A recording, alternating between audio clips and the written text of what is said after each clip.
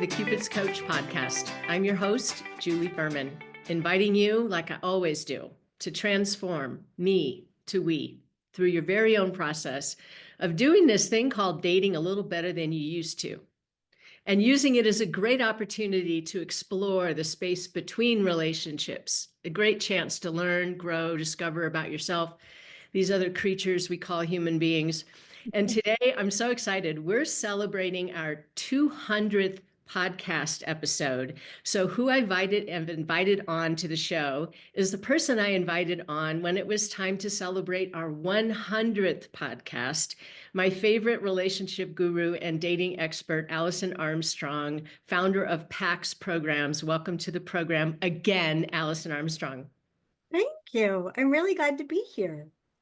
Well, it's a great time to celebrate 200 episodes of my podcast, 30 years as the creator of PAX Programs. And a lot of people listening already know about you. You started out doing Celebrating Men, Satisfying Women, sweet weekend workshop, and then it just mushroomed and blossomed into so much curriculum. Many of those classes I've taken myself. And I've told you before, Alison, that I don't think Gil Ferman and I would be still married today if it weren't for what I've learned from you. So thank you. You're welcome. I can still see your faces in what was then our couples retreat. I can still see you. And you're like, You know, women are always asking me to introduce them to men who are growth oriented and highly communicative. She wants a man who's at her level in terms of the capacity for communication and relationship and EQ and all that. And you know my husband, Gil Ferman, he's not the one who's going to run and sign up for something that's growth oriented. But because it was important to me and because I needed to do this program, which was a couples program, if I was in a partnership, in order to graduate from your program, I had to do it, and he had to do it with me. He was kind of trapped into a corner and he didn't know where else to go. And then I said, you know what? It's at La Costa and it's a really pretty place and they have golf and everything. He's like, okay. But you know what? He did great, didn't he? He did. He did. It was wonderful. Yeah, we recommitted to each other during that couples course. It was beautiful. 34 years of marriage, not easy. We're going on 35, and there've been so many chapters. And I just shared with you that we're going to be moving, if our house sells in New Mexico, up to Colorado. And that's a whole new chapter that I didn't expect, but it's something that we are doing in partnership. Sometimes you make adaptations that you didn't expect you'd make because it's important to your partner, right? Yeah, and it becomes worth it because of what it provides for them. Yeah, and what it's going to provide for Gil is a chance for the whole family to be together again. Alex has been in Santa Fe. He's going to go up there. He's all excited because the new apartment that he's going to be in has a golf simulator in it. And Alex is our golfer, and he's a good one. And it's the same golf simulator that Tiger Woods has in his house. Wow. And that part of Colorado has a lot of golf courses. Yeah, it's just wonderful. So I get a chance to create a new hub. My primary hub is Los Angeles. So many people are registered with me in Southern California. But then New Mexico, at first I believed the word on the street, which was, oh, New Mexico is a horrible place to be single. I didn't find that to be the case at all. And women kept telling me there aren't any good quality men, and they kept falling into my lap one after another. And I realized this is the smaller towns, beautiful place to do introductions and to produce events. People are so appreciative. They're less likely than in big cities to swipe, and throw people in the trash. Wow. Yeah. So I have a question for you about the PAX programs.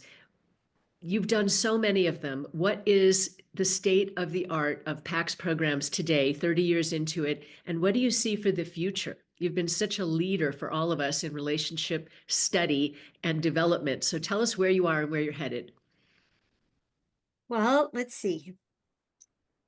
As you know, I started out studying men because I realized I was bringing out the worst in men and wanted to stop doing that. And I was really happy to find out I was bringing out the worst in them because the alternative was that they really were jerks and hopeless. If I was, it's like if dogs are all horrible, why would you ever get a dog, right? And oh no, there's ways to interact with men that brings out the best in them. And just when I stopped antagonizing their most basic instincts, which I didn't realize I was, when I found out I was and stopped doing it, I was amazed at who men are before you're even kind to them, before you even do something to empower them. And And agonizing is not exactly how we're going to get the best out of men, right? yeah, and it's something that I've refined a lot since you studied with us. And you know how I am about chemistry and beware of chemistry. And people started to think Alison Armstrong's anti-chemistry. And I'm not. I'm anti too much chemistry, because too much chemistry from either party literally brings out the worst in us. It's like getting it's like if someone thinks along these lines, it's like getting stuck in your root chakra. Yeah, that's where you're stuck, and your most primitive acquisition and taking instincts are going to be activated. And so one of the things that I have realized, and I just keep paying attention, you know how my brain works. I can't not pay attention. And so fast forward now, since we started our workshops in 1995, what I've been working on in the last few years are in like three different categories. One is, what do people believe is scarce that is preventing them from having partnerships that are grounded in real, verified values, verified needs, examined expectations, and preferences with discernment. And like, how do you have that? And there were three things that I saw that would get in the way of us doing that.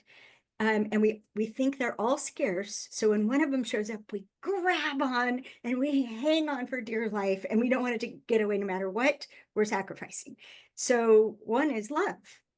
We think that love is rare, and that it's hard to love, and that there's so few people that we could love. So causing those loving feelings, I produced a year ago, and maybe 2 years ago now, to because I've been studying love all this time, and the difference between love as in universal, love as in the feelings of love, and love as in the love bubble, right? When we're all starry-eyed and can forgive so many things. And how do you cause those loving feelings? Literally. And Julie, where that came from was, I'd been letting go of everything that wasn't love for it's been about 20 years now. And on my 60th birthday, I get messages, and the message was, let go of everything that isn't love, especially for yourself. And my reaction was, oh no, not that. Please, not that. Anything could be easier than that. But I got to see by focusing on that, I got just even more evidence that the space of love is admiration and respect and affinity. And that we literally can look for it. We can set our minds, because our minds are going to hunt, they're going to gather, set our minds to what's admirable about this person. What do I respect about this man?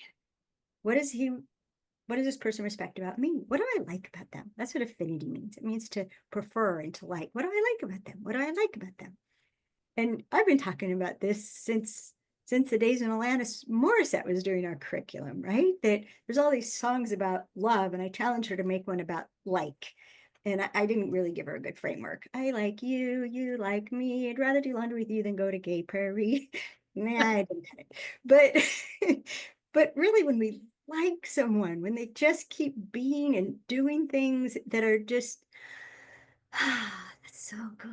That's just so good. And that's really been a big characteristic of my relationship with Dan, which is going on 4.5 years. And from the very beginning, going, oh, I like that about you. Oh, I like how you solve problems. Okay, this is what I want out of being in New Orleans for today. Could you make a plan, please? And just if I had it on my way, I'd do these 3 things. And then 60 seconds later, it's this great plan. Yeah, I didn't have to be accountable for all of it. I just had to be accountable for what I really wanted to do. And so liking, admiring, and respecting is huge. And when I turned it on myself, and this is relevant to everything to what you're talking about. When I turned it on myself, I saw there were things that I did or didn't do that had me admire myself less, that had me respect myself less, that had me like myself less. And if I was going to let go of everything that wasn't love, especially for myself, that was the very practical place to go. Can you And give us an example or maybe a couple of them of ways in which you were not loving and admiring and respecting yourself? well, so the first thing that was there was that my horse, you remember Hallelujah? I love who- Hallelujah. Yeah. Hallelujah passed away. I know. I I forget if know. it's 2 or 3 years I now. know. But we still Yeah, sing the song. we still sing the song, yes. And but she had a very bad knee. It was like the size of a grapefruit, and she needed pain medication. And I would postpone. Somehow I got it in my head that since the point of the pain medication was for her to get a good night's sleep, that I should give it to her when I was going to bed. Well, that would be like 11 o'clock at night, and it was either blowing high winds, snowing, raining, cold, or I was just too darn tired. So night after night, I would make an excuse to myself for not doing it. And I like right then, it was like I just took a bite out of admiring and respecting myself. So when I had this epiphany, that was the first thing I went after. Give Hallelujah her medicine every night, no matter what. Well, it was fascinating, Julie, because as soon as I figured out I was going to do it, no matter what, I might as well do it before the sun sets because then I don't need a flashlight. And it just became this evening visit I got to have with Hallelujah and Carrera and Sam the donkey. And it became awesome. And things like I have a very restricted diet because I'm healing the autoimmune condition of Hashimoto's thyroiditis. And sometimes I would eat something that I knew was hurtful to my body. Oh, right. So just tightening that up. Don't do it, Alison. It's not worth it. And I can actually feel it being hurtful. Right. So those are just 2 areas that I started with. And the thing that we saw, and you know this, Julie, about the ability to receive is correlated to the strength of our boundaries and our trust in our boundaries. And I discovered that the more I trusted my boundaries, that what could happen by proving to myself that I would be loyal to myself no matter what, all my guards could come down. And then I went after the other 2 things that people are scarce about, chemistry and connection. And they think that you're either going to have great chemistry and struggle with connection, or you're going to have great connection and no chemistry. We're really good friends. Well, what if you, by understanding the sources of chemistry and connection, you can play with them? If you have a great connection, you can cause chemistry or not cause chemistry. If you're hooked on chemistry and it's bringing out the worst in you, just dial it back. Exactly how to dial it back by understanding the source of it. By the way, the source of it is a perception of strength. So if you have too much chemistry, go looking for weakness. If you don't have enough chemistry, go looking for strength. Boom, boom, boom, boom, completely under control. And part of that then the other part of that would be conflict, and how many relationships don't turn out, don't gel, don't get anywhere because of the conflicts, the sources of conflicts that haven't been examined sufficiently. And so I actually mentioned them. The four main sources of conflicts would be values, real values, the ones our lives are organized around, not the ones that we've been taught or that we preach. It's the ones we practice. Verified needs, meaning big benefit, big cost, like sleep, for example, or quality alone time, or the right kind of attention and affection, right?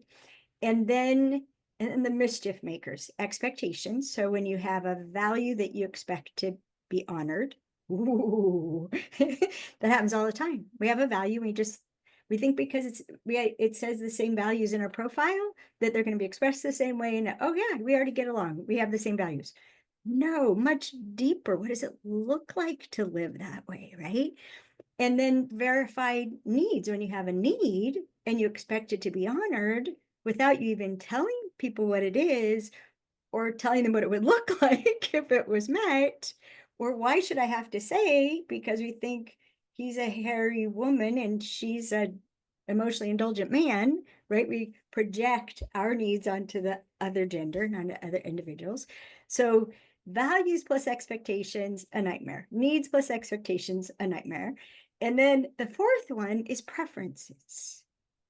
And I realized a couple of years ago that my preferences had preferences. And both expectations and preferences are like bunny rabbits. They just breed more of themselves. But when you have a preference, they expect to be honored. I'm just happy to hear about the opportunities that are inherent in conflict. It's an opportunity for us to restructure our house, fortify the foundation, make new deals. And so instead of resisting conflict, do we have the courage to welcome it and to explore it? I have a Yeah, lot. the first episode is called Do You Disconnect with Conflict? It's 5 episodes. And the first one is that because, and then I distinguish that we disconnect with ourselves at like a whiff of conflict. We disconnect. In fact, we can have conflict just between ourselves. And we disconnect with the other people. And men and women disconnect for different reasons when conflict arises. And we distinguish that too. All right, Alison Armstrong, there's a word that's used a lot in the world that I'm in, matchmaking, that you don't like very much, and I want to hear more about it. You're not crazy about the word date and dating. Tell us more about that. Well, I don't like it, even though we do have a program called Dating with Distinctions, but that's because people think dating is necessary to end up in the romantic situation you want. But I don't like it because it's old. It's so old. When there were matches being made, and not the kind that you do, but matches being made for political and economic reasons and divided by classes, and there these things that were orchestrated to have people get to know each other while being chaperoned and making sure there isn't a misstep, so almost like guide it to this conclusion that's already, it doesn't get to emerge, it's a conclusion that's the destination. And it's also, as I talk about it in Sync with Opposite Sex, it's so much like a job interview. And I have encountered so many, mostly women, but also men, who their focus, and the danger of focus, it screens out everything that's irrelevant. The focus for many of the women on a first date is to get a second date.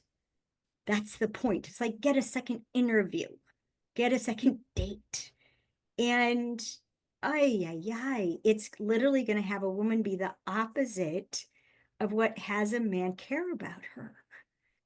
Because mostly people have horrible opinions of the opposite sex, because by interacting at the level of chemistry, men think all women just want to take from them.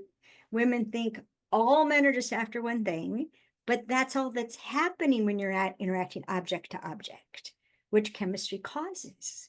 So if you want to interact heart to heart, that you care, both men and women, check and see, does she care about what you need? Like, for example, and I'm sure you run into this all the time, Julie, one of the first things to do if a couple decides they're going to explore what they could be for each other, all right, let's talk about texting protocol. Let's find out the texting protocol. And so someone might say, I need to not be texted during my work hours. Okay, what are your work hours? All right, I won't text you during those work hours. Agreed? Okay, good.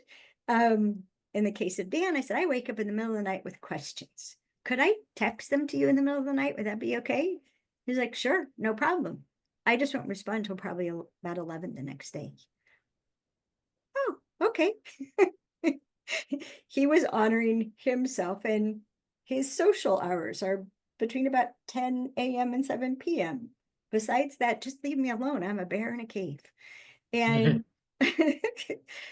which I don't know if we've ever talked about it, but the chronotypes, right? The Power of When, Dr. Michael Bruce and the chronotypes, that has saved my life. No, I don't know about this. Oh, you have to have your people do it. You Okay. have to. It illuminates so much, and it's determined genetically. It's not something we decide, but there's 4 different types, and they determine when the hormones in your body release that cause alertness, sleepiness, sex drive, hunger, ambition, sociability, profound need to be alone, the ability to focus. Like there are people that if you want to brainstorm with them, do it at about 3 o'clock because they can't focus anymore and they're actually open to possibilities. You to brainstorm in the morning, they're not going to brainstorm. They're just going to tell you how to do something. So but it helps because I used to take it personally.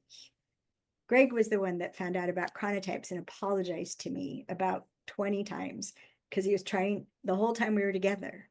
28 years we were together, he was trying to get me to go to bed when he did and get up when he did because he thought I'd have a happier life. But we literally had opposite biological needs. And I just kept thinking I was misbehaving and there was something wrong with me, and then found out, no, this is perfectly congruent. So I have everybody go to MissJaya.com, find out your erotic blueprints. If you want to have a sex life with this person, talk to them about it before you ever take your clothes off and have them do it too. And I had Dan do it. I sent him the link to MissJaya.com, and then he sent me back his erotic blueprint. And it just opened up all these conversations about. So that's the quiz that we can take. Yep. So MissJaya.com, there's a quiz you can take. Spell that for me, Allison. MissJaya.com. Okay, MissJaya.com. It's about blueprints. I've heard about them, but I haven't taken it, so I got to check it out. Oh my gosh, it's so illuminating. And then I found out, no, he's just a particular blueprint.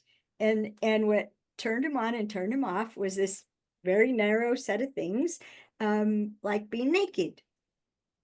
And I used to tease him, he had nadar, that he had the sixth sense about when I was naked and he would show up. Just appear. How did you know I was naked?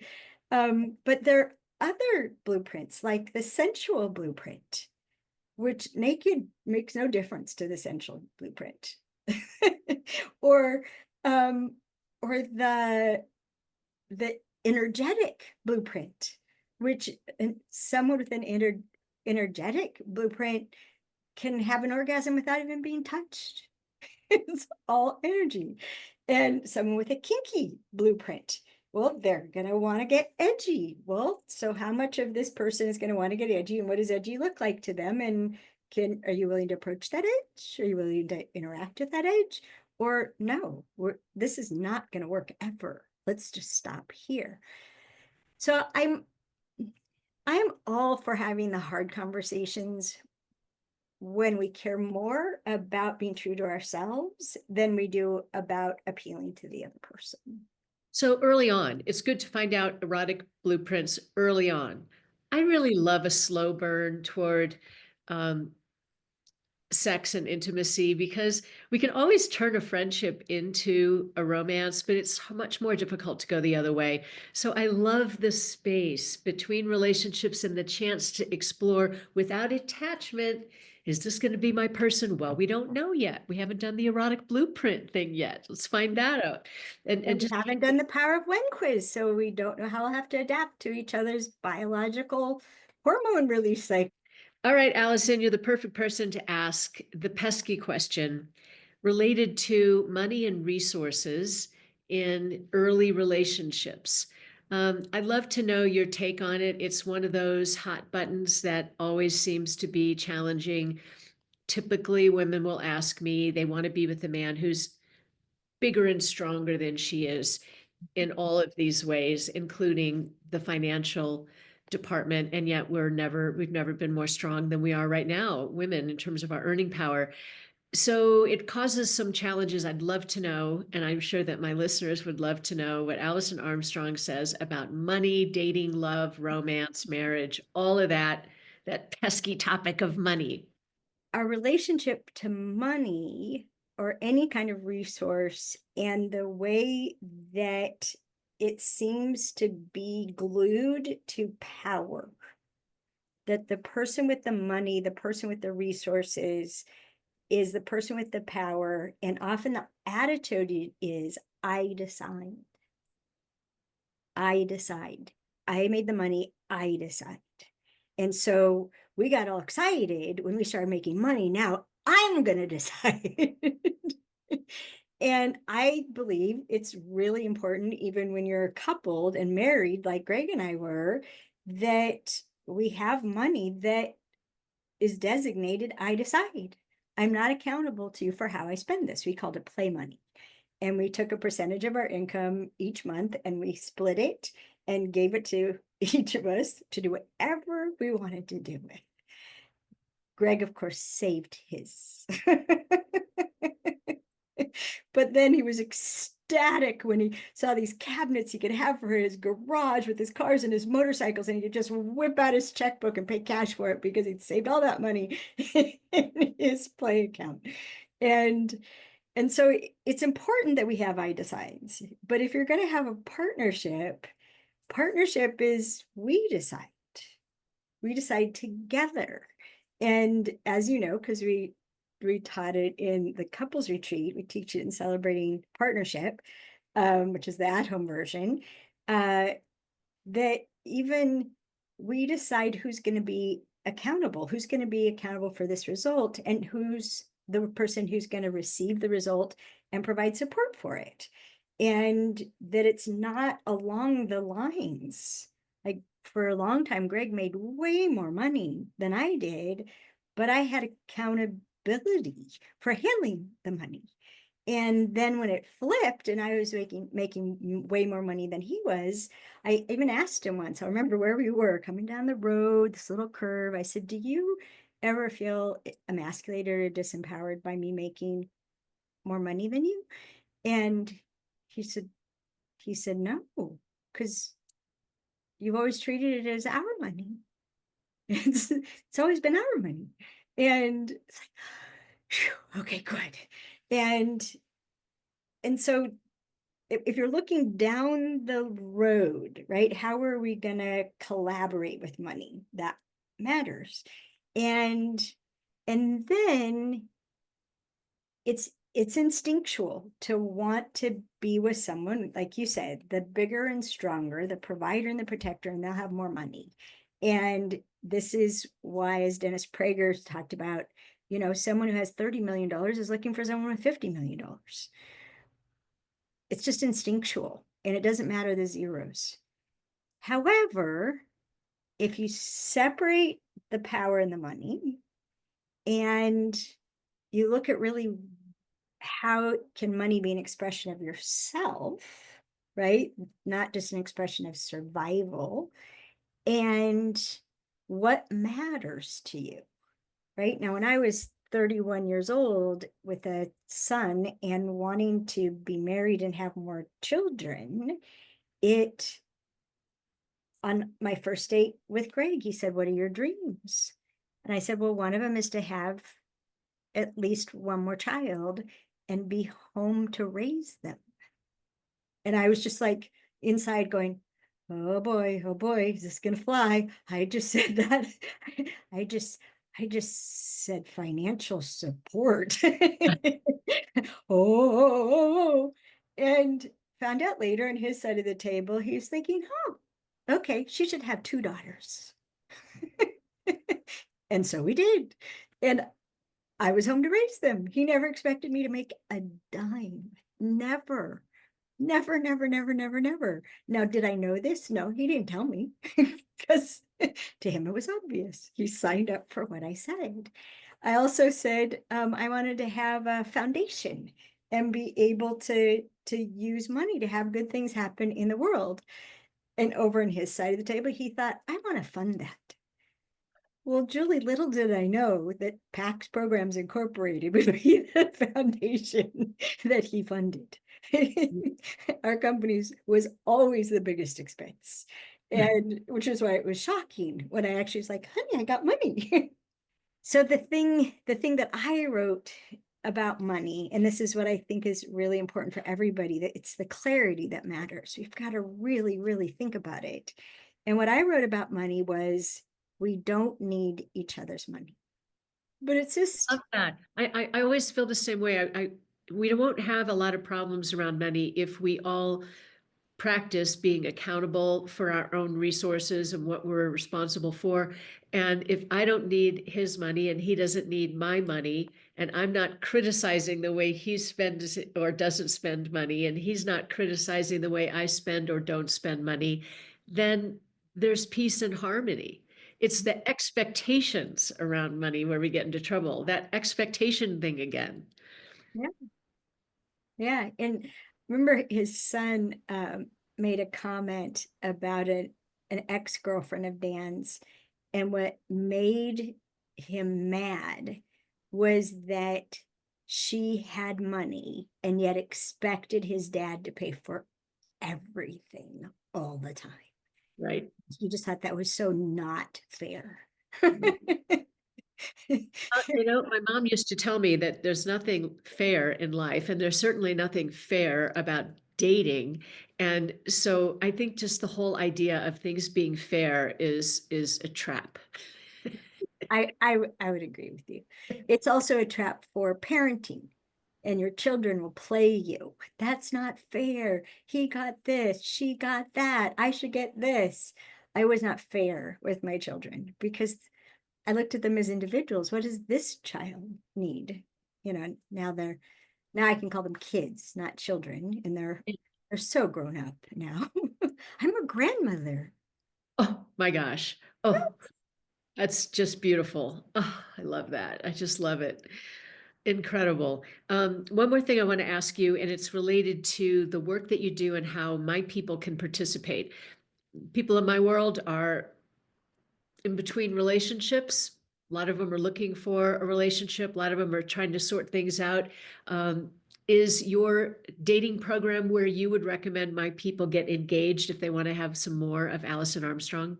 Well, there's a few things, okay? One of them is I'd have them listen to the Queen's Code audiobook, Yep. whether they're male or female, because it gets to the heart of the matter and teaches so much about shifting from being adversaries to partners. And the audiobook is only available at our website. Okay. But I read you the story, and I'm the one that watched the movie and typed up the story. And what I'm working on now is the sequel to the Queen's Code, Oh, and good. it's rocking my world. Uh, The other thing, so I mentioned dating with distinctions. That's like 10 hours and a whole $95. and we'll walk through so many things to get clear about before you start interacting with other people, and then how to interact with someone to make sure they care about what you need before you go forward. And then I talked about causing love and chemistry and connection. So they go to Alison Armstrong videos on YouTube. I put up a whole series that we sold. I put up the whole series for free on YouTube. It says chemistry and connection. It's all about the sources of both and how to make those adjustments so that you can cause it wherever you want. And I would also say Thrive. We have something called Thrive Your Life. It's only an hour and I think maybe 40 minutes. And it's about the partnership between clarity and imagination, and how you use your imagination to become clear about what really matters to you, and then use your imagination to test your degree of clarity, and then use your imagination to improve your degree of clarity. And you can even test it like, should I open my mouth yet? Nope, I don't meet all that criteria. Don't open my mouth yet. And then even how to tell between imagination and hallucination, because your biggest enemy is hallucination. For you to do your job, Julie, yours is hallucination. People hallucinate. And I was telling my friend this morning about that we were going to be together, and I said, yeah, I just feel sorry for all matchmakers, because there's this strange belief that if I'm paying someone to procure me dates, I am entitled to a higher quality of person to go on a date with than I am innately, than I am by my own, who I am, what I stand for, what I've accomplished, what I'm willing to provide. No, I have paid for a middleman, so I'm entitled to a better product. Exactly. And, this is, I don't know if I've shared with you what's going on in my world, but more than half of the introductions I do for my desk right now are for free. I call them mitzvah matches. Yeah. And it's been incredible. I started doing it during COVID because I was bored and I wanted to know. I love research, and I think I began loving research when I started studying with you. I always wanted to know, how would it be different if I was making introductions without the transactional nature of the check, the money going into it? And Yeah. I had the time to explore. It was unbelievable. Even though with my mitzvah matches, I don't babysit them. If I want you Uh-huh. and to meet, I'm just going to share your cell numbers and hope and pray that nobody misbehaves and nobody abandons the match and flakes or whatever. And if it's somebody that are paying me a lot of money for a series of introductions, I'm going to babysit the living bejesus out of the introduction and Yes. confirm it and make the reservation and make sure everybody. But I kept doing the mitzvah matches, and especially for the people who do my boot camp classes and people who do my consultations, they're growth oriented already. And that's so beautiful and wonderful for me. I can't help it. I want to match them. It's been so incredibly beautiful that I've kept it going. And I still do high level matchmaking programs, but where my heart is right now is doing the introductions for people who are in my classes. I don't promise them. I do them when I can. And I don't have anything until I have a yes from the guy. He has to say yes first.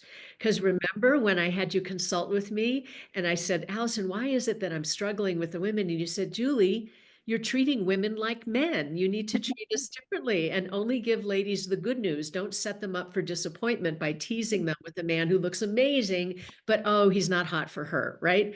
So ever since you said that to me, which must have been 15 years ago, I've completely evolved the way I've done introductions, and I only share good news with the ladies, except for during the consultation where I get to look at her face and see which kind of guys she's going for and is she crazy or not.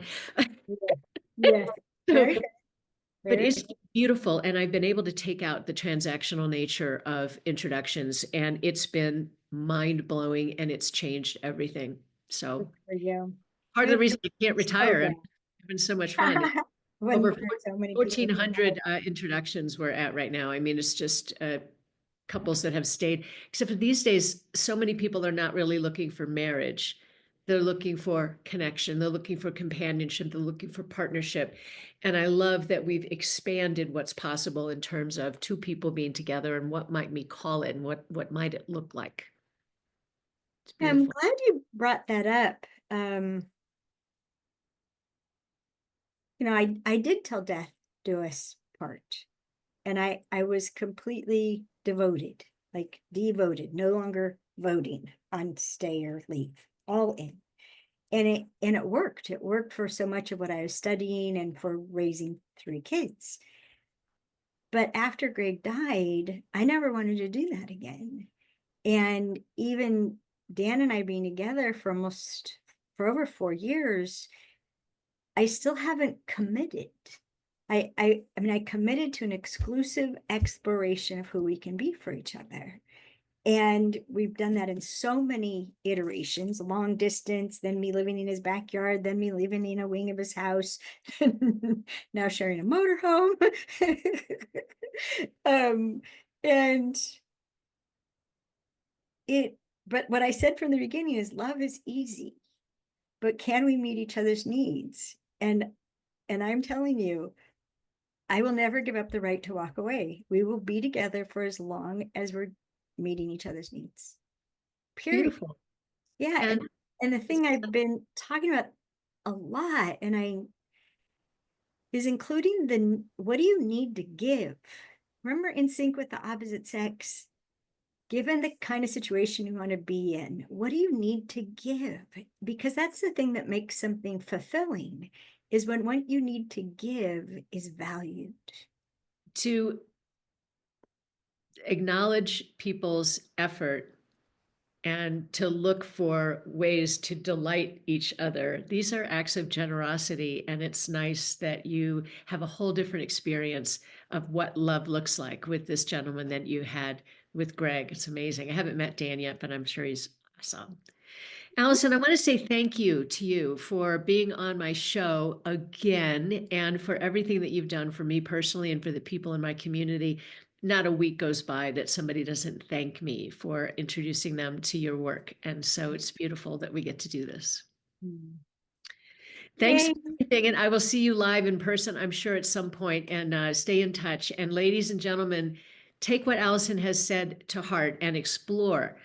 Explore her world. If you've never listened to the Queen's Code audio, start there and just explore the whole process. There's a lot of information. It's nice to know that there's a lot available on YouTube, on your website, which is AlisonArmstrong.com, right?